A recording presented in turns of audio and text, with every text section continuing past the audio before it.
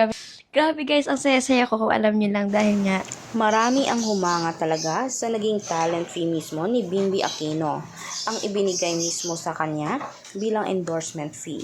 Marami ngayon ang nagkakagawang mga brands at nagsisilapitang brands para bigyan siya mismo ng isang trabaho kung saan mas makikilala siya at mas maraming tumangkilik sa kanilang mga produkto. Kasabayan na rin niya mismo ang mga GMA artists katulad na lamang ni River Cruz at ilan pang mga artista. Ngayon, sobrang saya nga ng mga madla at sobrang maraming mga netizen ang nakakita sa kanya nagmalling ha.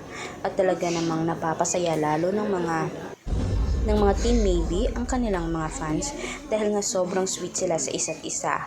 Kasama na nila din mismo sina Barbie at Richard.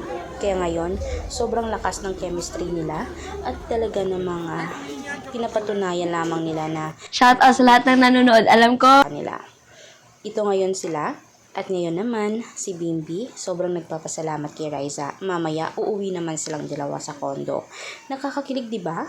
Kaya huwag kalimutan i-like, subscribe, and tap the notification bell icon. Salamat!